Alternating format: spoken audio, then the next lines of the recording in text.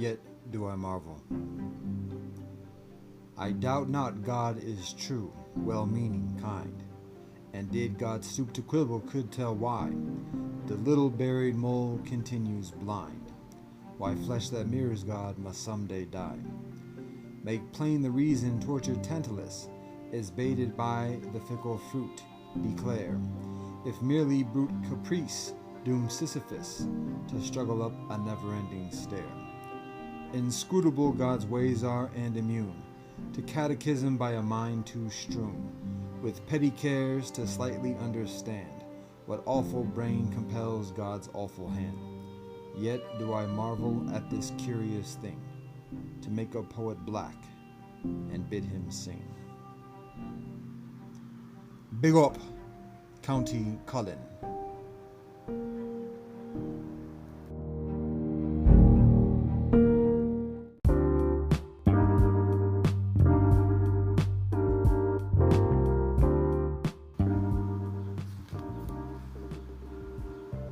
Namaste, assalamu alaikum, shalom. Mir, ni hao, buenos dias, buenos tardes, hereseche, aquaba, welcome. What up, though? This is Convo with Zuri G. I am Zuri G. And this convo is with Brother Bradley. So, Brother Bradley is a vet, an elder, an established older brother amongst the Mélanger brethren of this earth, specifically, particularly the Mancunians in Manchester, England, where he hails, and he travails and triumphs. This combo that we have is again another archive joint from a number of years ago, maybe 5 years ago at least, thereabouts. So we talk about his work in the mixed movement, the mixed race community in Manchester and in England in general, in Britannia as a whole. He establishes a number of years ago, actually, as it says in the description that I've already written, that he establishes mixed, MIX-D, about 20 years ago or so at least. And in recent years, he ventures into an entrepreneurial endeavor of mixed hair care products. So he talks about his organizing experience. This is from the Mixed Spirit series, so we talk about spirituality. He talks about his religious experience, his approach towards spirituality, spiritual path. I remember him talking about his organizing a gospel choir concert each year, and appreciating for the message other than necessarily the religiosity. And I think the basic sentiment or the basic perspective that he shares is very attuned with the general experience amongst mixed people that I've observed and that I've experienced, where there is not necessarily a strong vehemence against religiosity, but there's also a certain leeriness or skepticism or just discomfort. And well, anyways, I'll leave the commentary for afterwards, but that's just something that I remember. It's been a while since I listened to this convo again, but very much appreciate his perspective. We talk about organizing on at universities and the different approaches and different emphases, different priorities amongst community organizers and academics, and additionally, so much of these issues he talks about from his experience over a decade ago, and these still continue today. But things are evolving, things are improving, and there's much work to continue. So, with that said, here's the joint.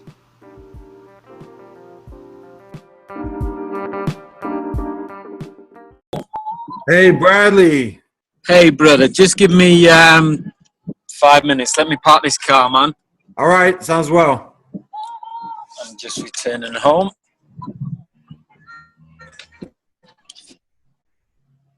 Right. Sorry, man, it's been such a busy day. Yeah, I know how that goes.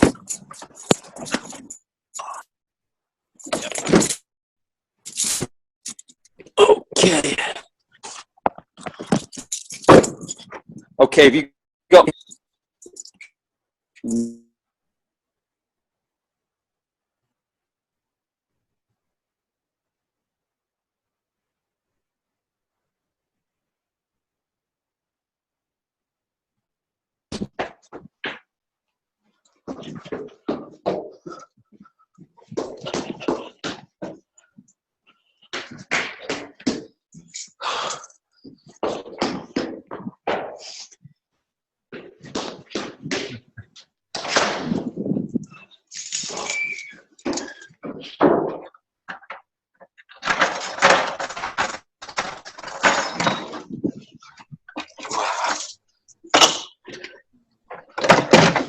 Okay, bro.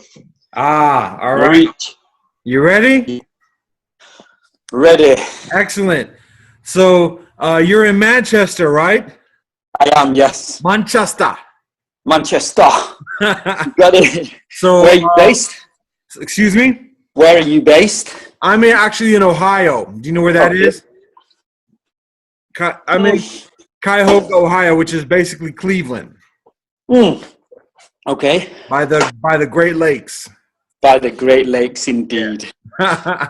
Yeah. So actually, I was gonna let you know that I actually live in Manchester for a little while, a number of years ago. Yes. I do a study abroad, so I live on Booth Street West and Oxford Road. Yeah, man. At the That's quite Manchester. close. That's close to you. Yeah, I live in Moss Side, Okay. which is very close to Oxford Street. Cool. Yeah. So I was at the Manchester Business School. It's okay. That was before the merger with the university. Right. And so beautiful time there. Yeah. I tell my friends there are three kinds of weather in England. It just Yep. rained, it's raining, or it's about to rain. But I love it. It makes the grass grow green. He's exotic. Yeah. So are you a United or a City fan? A City fan, of course. That's We might have to end the conversation right here. All right, good night. It's been lovely. It's been kind of nice. Yeah, I know you've had a nice little run for the past few years. Sure, yeah. But Manchester United, that's more of an international team in Manchester. Yeah. Real Union support Manchester City. I know. But you know what? When I was at the business school, I was oblivious to the whole thing. And the people at the business school said, "Oh, you got to be a United supporter," because everybody jumped on the bandwagon during those. That was the days of Beckham and everything. Actually, a little bit before Beckham came up. Right. So that was, it was Eric Cantona at that moment. So I became a United supporter, and it's that's just how I stick with it. So, but you know what? The barbershop that I used to go to in Manchester was like 1 or 2 blocks away from the old stadium where City used to play. Right. Yes. I'm close to the area. Yes. Okay. Cool. So yeah. So I appreciate both, but I gotta stay with my even during these tough periods that we have the 0-0 draws and everything else going on. But anyways, don't worry, man. You'll come to your sense at some time. It might take a little longer than you think, but I've got faith.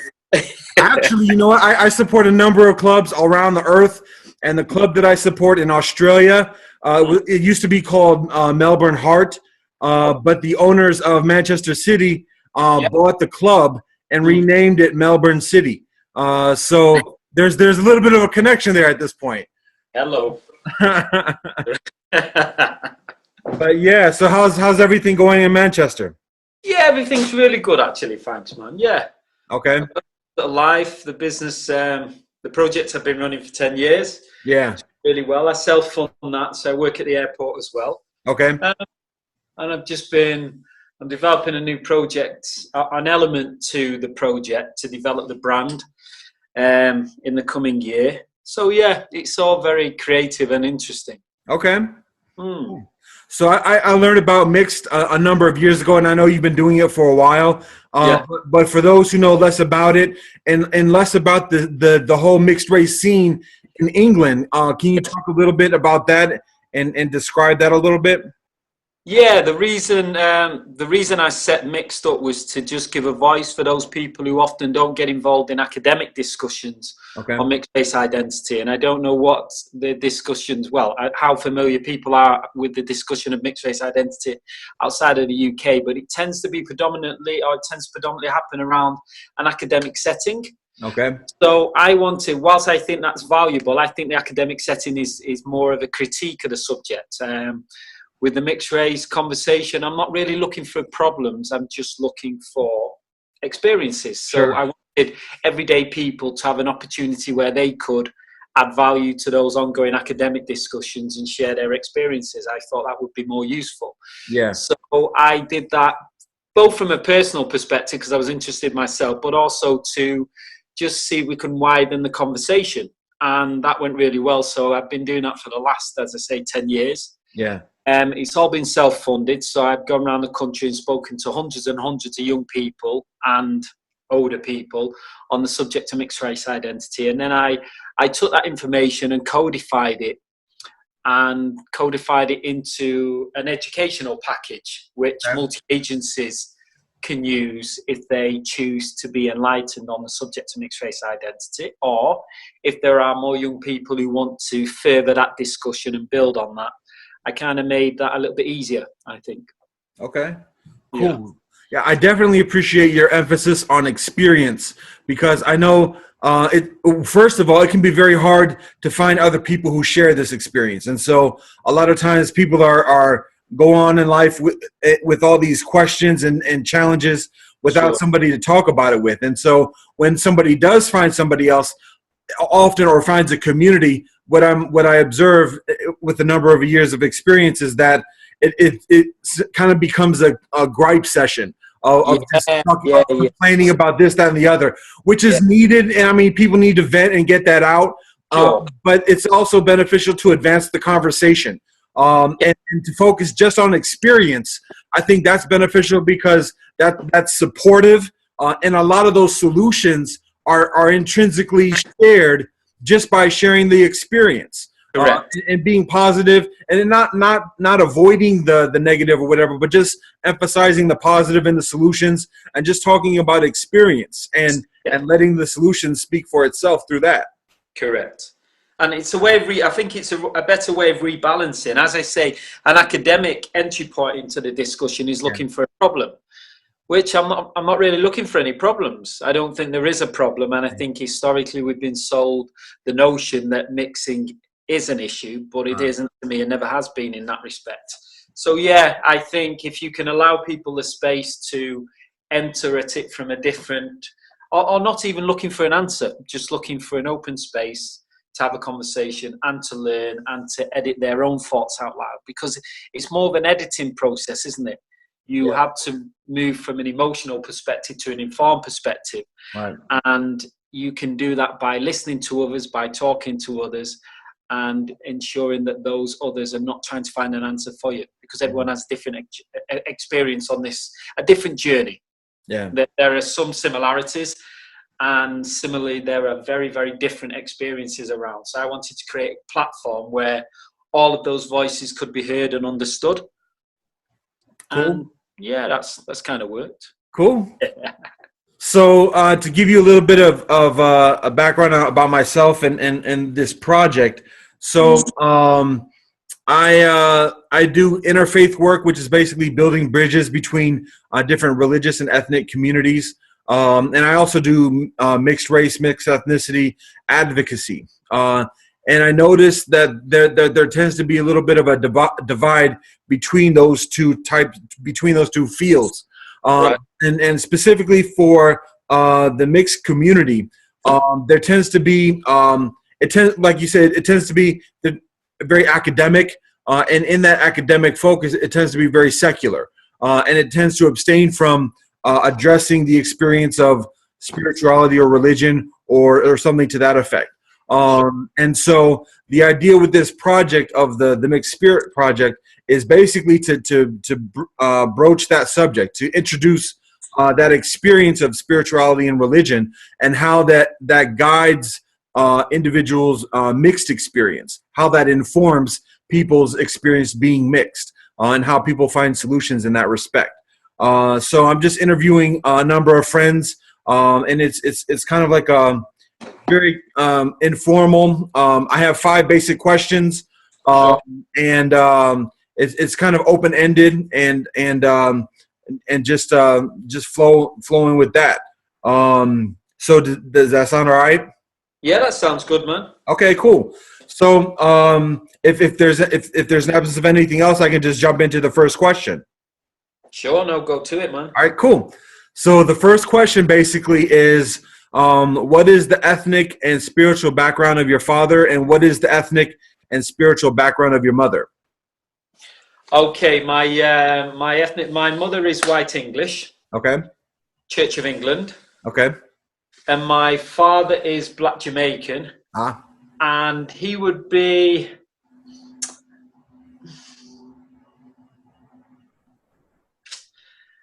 I'd like to say, Seventh-day Adventist. Okay. Non-conforming Seventh-day Adventist. Okay. Yeah. Cool. All right. So very, very simple. We can move on to the second question. Mm-hmm. All right. So the second question is, what do your parents teach you growing up as a child? Drawing from that background of the Anglican Church, and drawing from the tradition of the Seventh-day Adventists. What teachings do your parents share about life, about religion, or that what teachings stand out to you during your childhood? Okay, from my mother's side, I had very little connection with the church. Okay. It was more of a signature on my birth certificate to say that there was this religion in the background, but it wasn't anything that we practiced. Okay. But I would say within that, her being a very spiritual individual, she taught me the values of kindness more than anything, and kindness and values of family. Okay.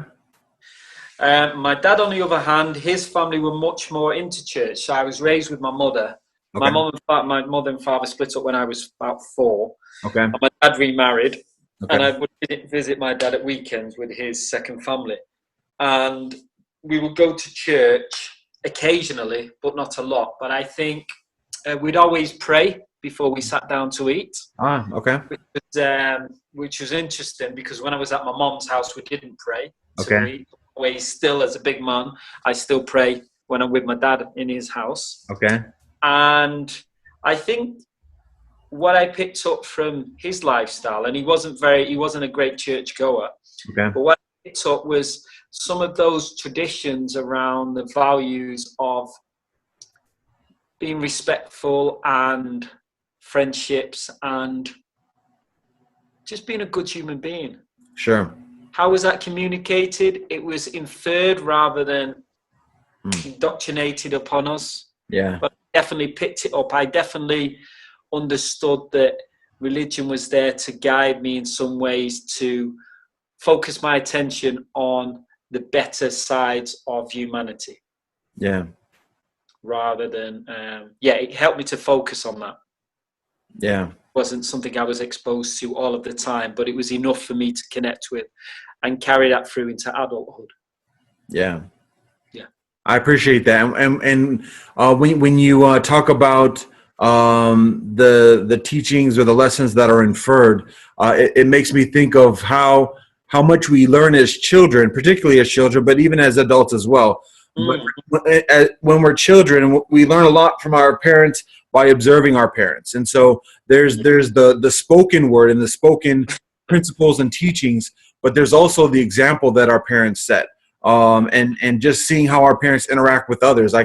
When listening to you, I think about like what my father teaches me growing up. And just when you talk about the kindness and respect, my father would talk with us to a certain extent, but I know a lot of it I learned from him. A lot of what I learned from him is just by watching how he interacted with others and how he was concerned for others, and things like that. So I appreciate you mentioning that notion of the inferred teachings and the focus on respect as well. I think an observation I made, or I'm able to reflect on it now as an adult, and I wasn't able to articulate it as a child. There were many people around me who attended church on a regular basis, but I would also see them get involved in different manners of different misdemeanors. Sure. Yeah. And it confused me. But growing up, I suppose the fact that my mother didn't physically go into church made me feel safe that you can still be a good person. You don't have to be in church. And that there are equally people who go to church, physically spend time in that space, who don't always perform the right action. Yeah. So it helped me to balance, to think, well, okay, even if I'm not attending church, I can still be a valuable human being in lots of other ways. And there are people who go to church who, in my observation, weren't being valuable human beings. Yeah. But were considered to be more valuable because they attended a church. Right. Or they attended a building. I hear you. Yes. Yeah, I definitely that resonates with me. Again, thinking about my father, the only time I saw him in a church on one occasion, which was when I was in high school, and the church was hosting like a seminar or some session about how to get scholarships for university. So he attended that session to learn about how to get scholarships. Other than that, that's the only time I saw him in the church. Yeah. But that being said, like you say, you learn how to observe people's behavior and observe principles in action and principles of righteousness and kindness and respect in what people do on a regular basis, rather than just focusing on like the facade of where a person goes once a day or once a week or whatever else. You see what people's characters are about by observing them continually. I think I've seen many more acts of compassion happen outside of church. However, people would view that I don't go to church, that I wouldn't understand compassion. Observe it. But no, certainly I've seen more outside of church, I would say. Yeah. Definitely, from my experience. Yeah. Well, that's it's a tough lesson to learn in life about hypocrisy or contradiction. And so that kind of segues us into the third question. If we can move on to that, is that cool? Yeah, cool, man. Right. Yeah. So the third question is what are some of the challenges that you experienced growing up as a child, as a youth? Some you mentioned observing people who go to church but behaved in another way. What are some of the challenges that you experienced, either in religion or just in life, in community or whatever, as a child and as a youth? That's a big question. Yeah. If I split it up into two sections, okay. Shall we say, I experienced a lot of psychological, emotional struggles when I was younger, because I inherited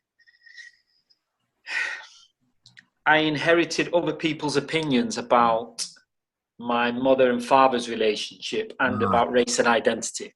Yeah. So I internalize external opinions about who I should be or what I should be. So, and also in my education system in the UK, it was very what I call mono heritage. So it was either a black identity or a white identity. Sure. And as a young person, I think I was very similar to lots of young people. I just wanted to fit in, but I never felt like I fitted in because I didn't fit into this prescribed single mono heritage identity. Yeah. However, with all of the love and great parenting I had from both my parents, they too didn't understand how it felt to be considered not black enough to be black or not white enough to be white. Okay. It was as elementary as that. Obviously, when you grow older, you learn more sides of your character and personality and identity. But certainly that was a struggle. That was one of my personal struggles, because to compound it slightly, I had older white brothers as well. So my mum had children before she met my father. Okay. So I was looking for some models to follow, and I was looking to find a way to be authentic at the same time. But society was telling me I should choose one racial identity at the exclusion of another. And I didn't know how to overvalue one identity over the other. So I didn't know how to say, well, the black identity is better than the white, or the white identity is better than the black.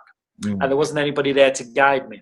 So on a very personal level, I think that's where my project started many years back.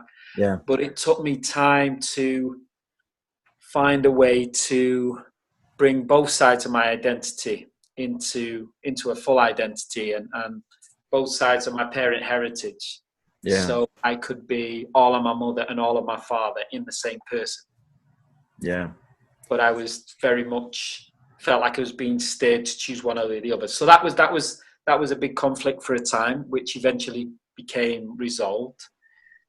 And the second question you asked about religion or about conflicts, I suppose I've been slightly suspicious of any denomination which doesn't allow or isn't accepting of other people. So many of the religions I looked into tended to have elements to them which I felt weren't compassionate towards things they didn't understand. Okay. And I was unable to. I can reason that now, as I'm a mature, apparently middle-aged man, but I couldn't then. So yeah, those were the conflicts in my head. One was about the social constructs of racial identity, and one was about the emotional psychological construct of where you put your spirit, if you like. Yeah. Well, I mean, I think many mixed people definitely identify with the challenges that you experience even today. I think today there may be additional tools available, but it's a matter of finding it. And a lot of people and a lot of parents have yet to learn about the organizations and the activists and the work that's being done for mixed people. And so a lot of the children still are dealing with a lot of those same issues. And so I appreciate that there are organizations and activists out here doing the work so that children and youth can eventually find that community and that option to identify as and embrace all the traditions and not pick and choose one community or heritage over another one. Are you familiar with Maria Root, the psychologist? Yeah, the Bill of Rights. Right, exactly.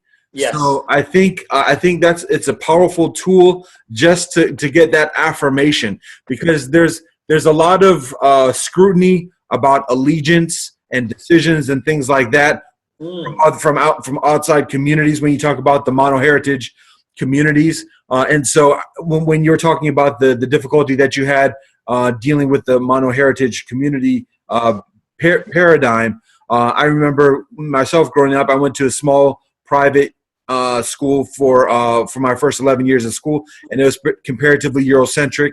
And that's how I identified myself, because that's just how I saw myself in that context. Then for high school, I go to a large public school, which is comparatively predominantly of people of African descent. And I begin to identify in that respect, because that's what I surround myself in. And it's not until later on, and some might say, well, he's changing camps or whatever else, but it's a matter of that's my surroundings, that's what I know, and also I'm still just learning, and so I'm trying to fit in, and so it's just a matter of accommodating or adapting and adjusting to the circumstances as I learn who I am as an individual. Yeah. And so it's a few years later on as a young adult that I begin to say, I'm both of these heritages. I'm all my heritages of my ancestors, and begin to be firm and have a foundation to stand upon to make that proclamation. So, so I appreciate you articulating that challenge, and also when you talk about religion, again, there becomes that binary of us versus them, or us and them, and there's a certain amount of treatment for those who are in our fold, and then there's a certain amount of a different type of treatment for those who are outside of our fold, and I think that there's that tendency within each religion of that us and them mentality, and it's difficult to observe, particularly when people are talking about that kindness and love and everything else that you talk about, but then are selective with whom the people share it with. So it's a difficult kind of awakening to observe and experience when you see that duality. There was a formula that I developed so I gathered all of this research from many young people and many voices. Mm-hmm. And if you can imagine, I've got all of this data, and I wanted to find a way to make it useful for other people to read and to enjoy and to learn from. So I was able to codify that into a formula. Okay. And interestingly enough, what you're asking falls within this formula, which I developed around the mixed identity. And there were 3 sections. So every single person I spoke to experienced one or all 3 of the following stages. And I use my language rather than an academic language. Excuse me. Okay. So the first stage was what I call nowhereness, which was some people didn't feel black enough to be black or white enough to be white, for example. And you could say that within religion. Some people don't know if they're in it or out of it. Sure. So there was a definite sense of nowhereness where people felt or they didn't know where they fitted in. Stage 2 was what we call somewhereness. So somewhereness was, for me, when people were calling me a nigger at a certain age, when I was maybe a teenager, I thought, okay, if you're going to call me a nigger, then I'm going to be a nigger. Mm. And I did what I thought was being a nigger then, which was to grow my hair in the called doo-doo rings, and to what we call doo-doo foot, and talk out the side of my mouth and kiss my teeth and do everything which was not white. Which obviously wasn't being black. It was being urban more than anything. Sure. But what I was doing that somewhereness. So I thought, okay, if I can't be both, I'm going to have to be one or the other. So I was choosing. Mm-hmm. And I think that's what people do within religion, to go, okay, well, I'm going to go for this or for that. In the end, where I found peace was a place which we call groundedness. And groundedness, where you take both elements of parent culture and create an identity which isn't specifically like either. Mm. And I think that's where I've gotten to now, in that I take all of the spirituality which I've got from my Black Jamaican family and understanding the formulas and the traditions and the rituals within inside church. And I've brought that together with all of the things that my mum has done which are outside of church, and created a grounded sense of just being a good human being. Sure. So that formula helped me to understand these categories which were presented to me. And all of the people I spoke to from a mixed race perspective had mostly experienced one or all of those. Mm. Some had jumped straight to groundedness, and some felt deeply embracing with it. Others would struggle with it for many years and feel they weren't enough. It was always a sense of not feeling enough, you know? Right. That's always proving oneself. Yes. Always proving yourself. And everybody experiences that in one way or another, I find as well. Exactly. So you could apply that formula to many different spaces in life. I just chose the mixed race subject because it was something I understood. Yeah. And certainly it could go in any setting. And you're talking about development, you're talking about people understanding themselves and how people grow into be a full version of themselves. Mm. But that takes time, and it takes the shedding of many skins, and it takes many different failures and successes. Yeah. To get to. But I think I got to it late. Well, I definitely appreciate what you're sharing, and when you talk about those three stages, I do think that many people can identify with that, Mm. and actually that kind of leads us into the fourth question. Okay. So you talk about the third stage of groundedness. Yes. So the fourth question is, what are the solutions that you find amidst those challenges as an adult? And you talk about the groundedness. Perhaps you could talk about how you arrive at that experience of groundedness, and some advice that you can share to young people who are still trying to experience that. Um, there are a couple of things. There are a couple of ways I found this. And when working with young people, I would always say to them that the real you is better than the fake you. Hmm. So wherever you are in life, the real you is always going to be better than the fake you. And they would say, well, somebody called me this name and somebody called me that name. And I would respond and say, well, it doesn't matter. It doesn't matter what people call you. It's what you choose to respond to. Mm-hmm. So you can only respond to something if you know who and what you are. So you have to do that exploration on your own. And your parents and your friends and your family can give you some pointers. But at the end of the day, that core you is locked inside, Mm. and you've got to find a way to uncover that. Yeah. As an older generation of this population, I kind of feel now that my identity isn't as important as it was when I was younger, Okay. because I realize how much my identity is wrapped up in my ego. Mm. And actually, my identity is, if you like, it's a boiled egg. It hasn't got a look on it, or a shape, or a size, or a color. Okay. I'm a set of values. I'm a nice person, and I like to do certain things, and I get lots of things wrong. But that has nothing to do with race and identity. Sure. But I do live in a society where race and identity has an impact on day-to-day living. So I guess my advice is to really be true to yourself, to be very honest, and not to model yourself on somebody else, but to make the what I call making me is make you. So that'll be all of your mother and all of your father. Bring all of those things together, the good and the bad. Sure. And equally, have fun. Don't lose sight of the fact that race is a social construct. But because things are not real in reality, doesn't mean it's not real in their consequence. Mm. So have fun with working out who you are, but Yeah. know that underneath all that rubble, you actually are just a spirit, a sense of being. Awesome. Beautiful. I like that. So, on a kind of a side note, you were involved in organizing or convening a gospel concert recently. Is that correct? Yes, So yes. can you talk about that a little bit? Oh, that's interesting. Yeah, that came into being for probably totally different reasons than people would imagine. Okay. I live in Manchester, and I used to go to London around Christmas time, and London's about a 3-hour drive, Okay. which is a long time for people in the UK. Yeah. It's a long journey. And I would go there Christmas time, and the London Community Gospel Choir would sing. And I always really enjoyed entering the Christmas season to those sounds. And I used to think it was such a shame, because I was fortunate to have the funds to travel then. I used to think it was a shame that my friends and family couldn't come and listen to this and were exposed to it. So I decided to bring the singers to Manchester Okay. so that my people could enjoy it.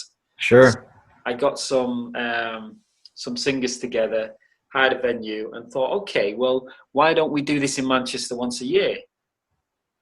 And brother, that's how it happened.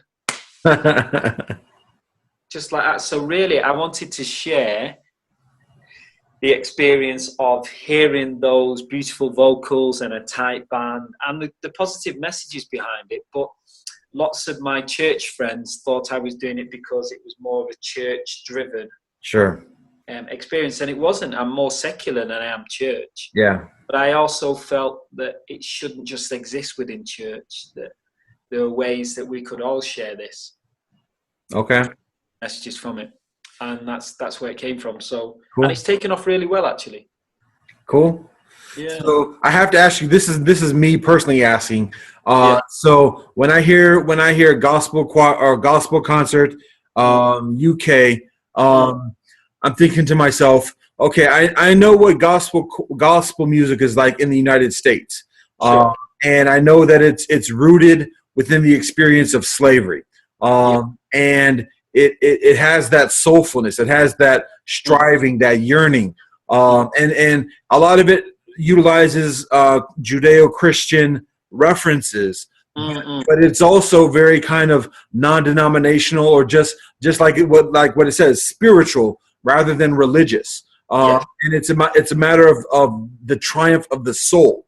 And Correct. so I think a lot of people, it resonates with a lot of people in a lot of different traditions, particularly, well, in a lot of different traditions, Mm. because of that universal experience of triumph, of suffering over suffering, and Yeah. sorrow and destitution and Yeah. everything else. Here's this rebellious, even joyous voice, song, Yeah. music, Yeah.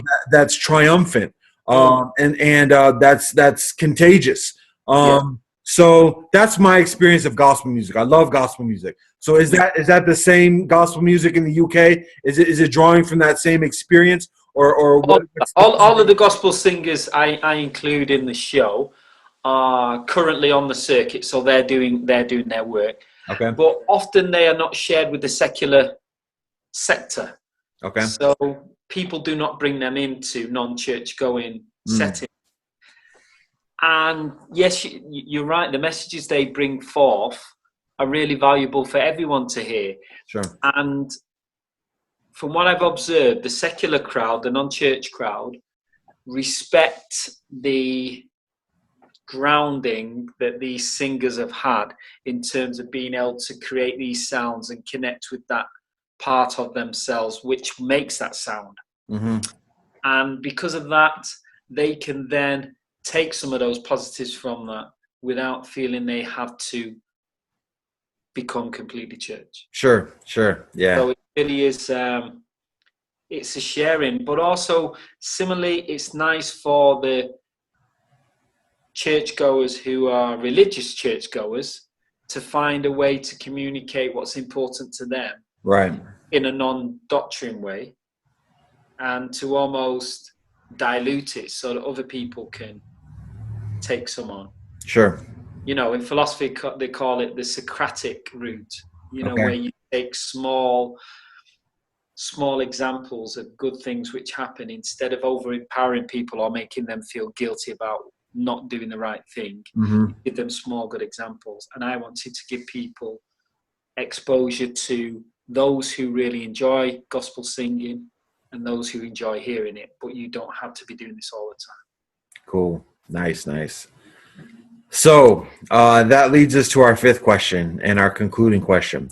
So we talk about your background, the background of your parents, and some of the lessons that your parents share with you as a child, some of the challenges that you experience as a child and youth, of belonging, identity, and contradiction, and we talk about some of the solutions that you experience. Particularly the three stages, and the groundedness, and the self-assurance, the real us, the real individual, the real who we are inside of ourselves, beyond the ego and beyond race and ethnicity and all these other tendencies as spiritual beings. So with all that considered, what is the message that you have to share with the universe? What is your message? You are it. Okay. You are it, basically.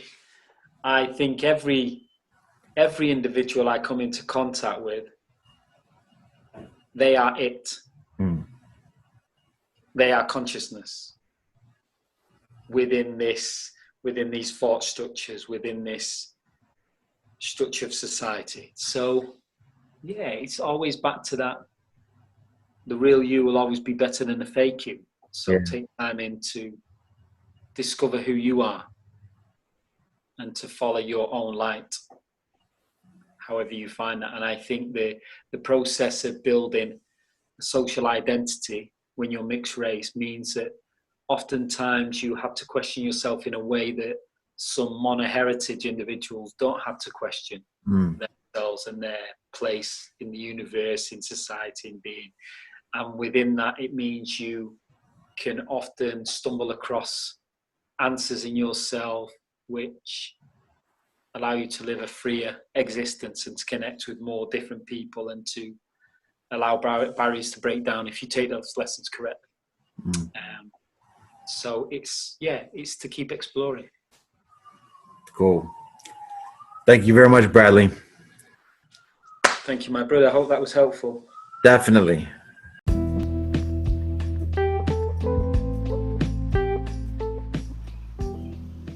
All right. I don't know about you, but I think that was a rich convo.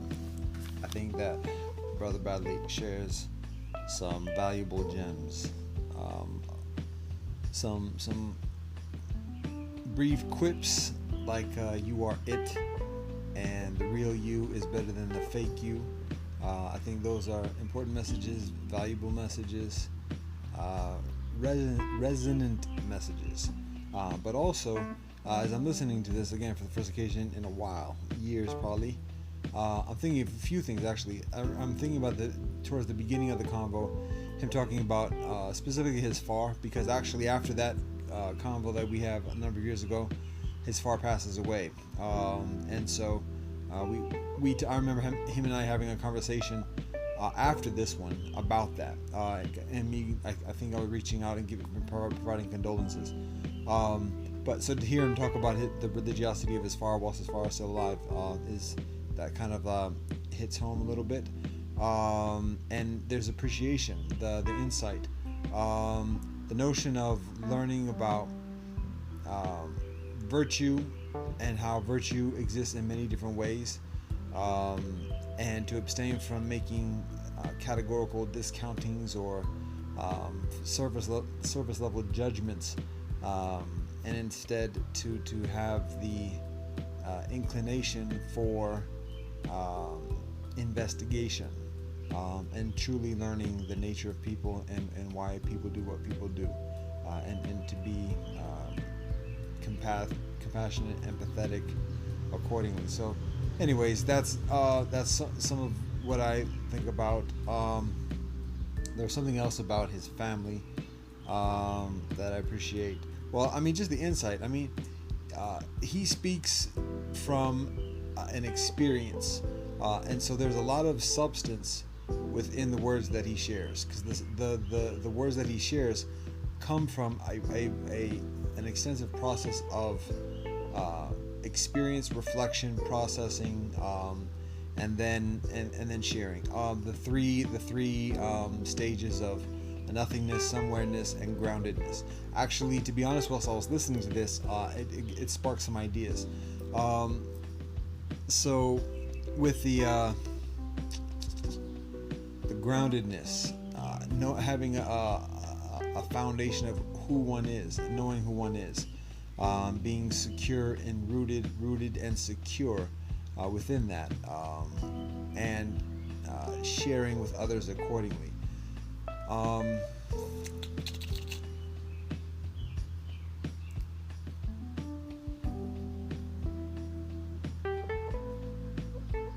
I think again that's something that many young people can identify with and can appreciate.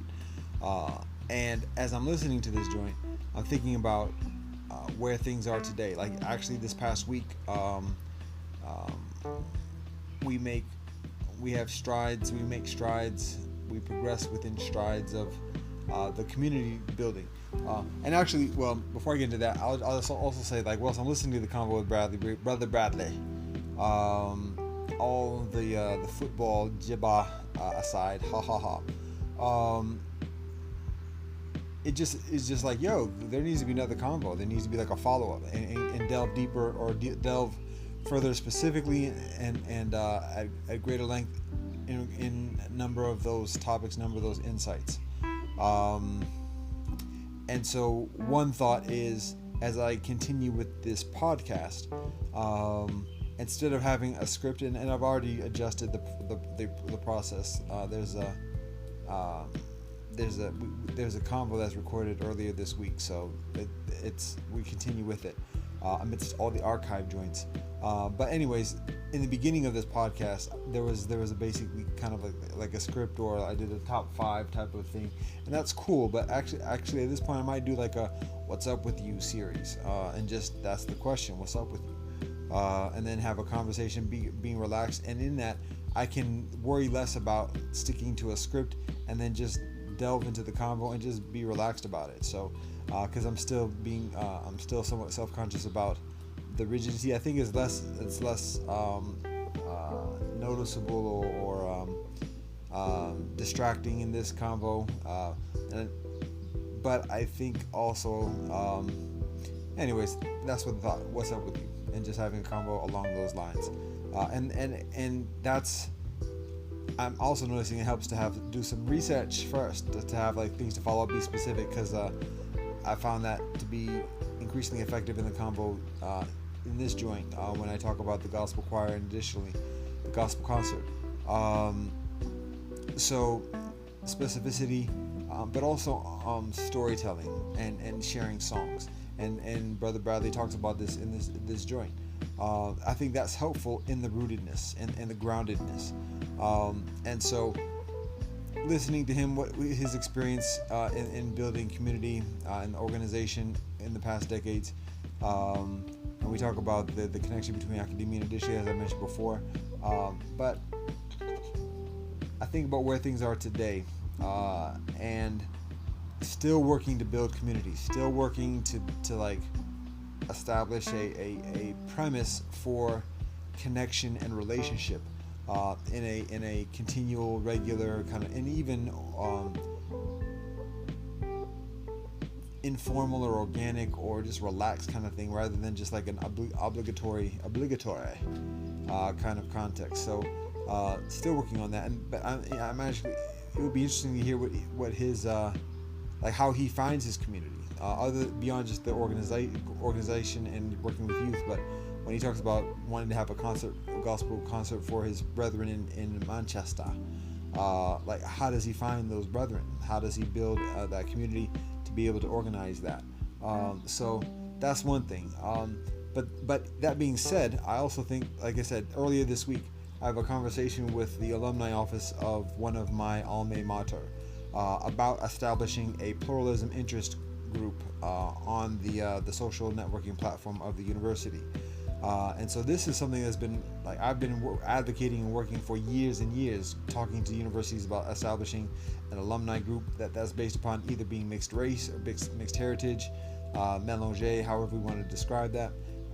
And it's been like very, very unresponsive, kind of like a yeah sounds, but then little follow through. So a number of universities have intra-university social networks, and in those such social networks there are interest groups, particularly for the purpose of networking between alumni and students or in recent alumni, but also having special interests otherwise. So I just talked with a staff member from the alumni office about establishing a pluralism interest group, and what we're sharing this, or how we're constructing this, is based on the premise of 4 experiences or 4 degrees of pluralism. So the first degree is being multicultural or interfaith, and that we just basically define as having an interest in people of different lands. Then the second degree is being mixed heritage, being mixed, and we define that as having ancestry from people of different lands. The third degree is world citizenship, which we define as having commitment towards people of different lands. And then the fourth one, numero 4, is wealth ethos, which we define as having discipline with people of different lands. So each of those are very distinct. There are significant diasporae around the earth that are predicated upon each of those different kind of experiences, and very modest kind of direct, intentional, sustained interaction and cooperation and building along those lines. The interfaith scene stays with the interfaith scene. The mixed race or the mixed heritage scene stays with the mixed heritage scene. The world citizenship has its own identity, and well, ethos has its own identity in its own circle. So, but very similar and like very actually the same in many respects in terms of foundational premise. So we're constructing this pluralism interest group along all those lines, all including all those elements, as an all-inclusive kind of group for people who have an interest in people of different lands. So we're getting some support, we're getting some responsiveness on the part of the university, and we continue rolling with that. So that's one of the like the updates, and that's one of the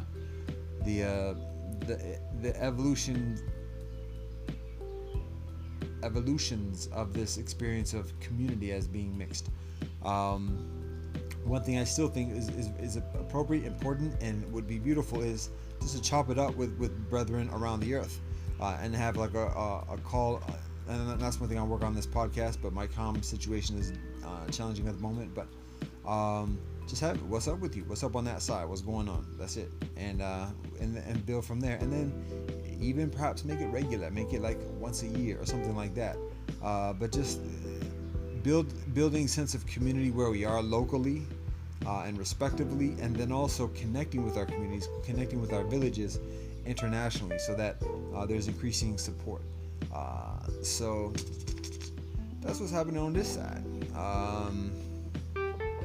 I think I already mentioned some of the things that we're working on in terms of medicine patches, and additionally, I might have called it a medicine badge, but it's medicine patch at this point. But it was only a few days ago since I recorded that, because I recorded that late, and now I'm doing these early. So we'll see how that goes. But yeah, that's much of it. That's what's all on this side. Anything else? Oh, storytelling. The other thought is in that idea, the concept, that principle and guidance of groundedness that Brother Bradley shares. A lot of what I share is like very conceptual, and even when we're talking about experience, it can be just like a lot of words, and I think what's helpful is share stories, and songs too, and then let those stories start the combo with the community, with the children, with the adults, with the elders, with the youth. Share the stories, and then talk about experience based upon that shared experience of story. So when it comes to being mixed and pluralistic, working with different cultures, multiculturalism, what we're already doing is learning the stories, the traditional ancient rooted stories, the ancestral stories, from our different traditions, from our different peoples, our different cultures. So the thought that kind of becomes increasingly clear and specific as I'm listening to Brother Bradley is, in the work that I'm doing at this moment, solidifying and even perhaps expanding a little bit, a library of stories to share with youth, and then like training, educating, teaching youth the stories themselves, but also the art of storytelling, and then encouraging youth to go in, to be hired, to go to a visit to school, to go to a community center, to go to a university, to go to a house of worship and tell the stories. But I think what's helpful is like just to learn and share the stories, and then everything else that I work with, that we work to do, that we've been working on in terms of ethics, in terms of ethics-based cooperation, in terms of ethics-based economic cooperation.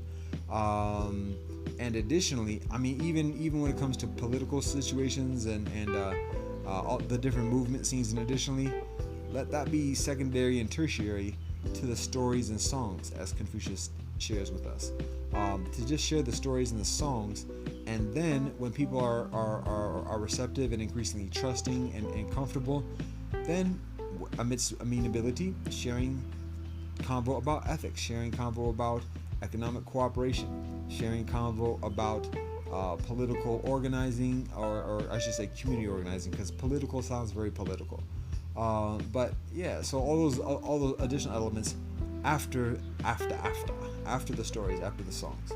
Uh, so that's what one of the ahas that I experienced whilst listening to Bradley, and particularly based on that notion of groundedness through the stories, through the songs, um, sharing a culture of groundedness, and a shared experience of groundedness, of pluralism, of pluralistic groundedness. So yeah, that's it. That's what we got for today. Um, so with that, I say this. Namaste. Assalamu alaikum. Shalom. Mir Zaijen. Adios. Te Jakaris. Esempe na asamuwo. Kirlik ofed. One love and peace. Happiness and liberation.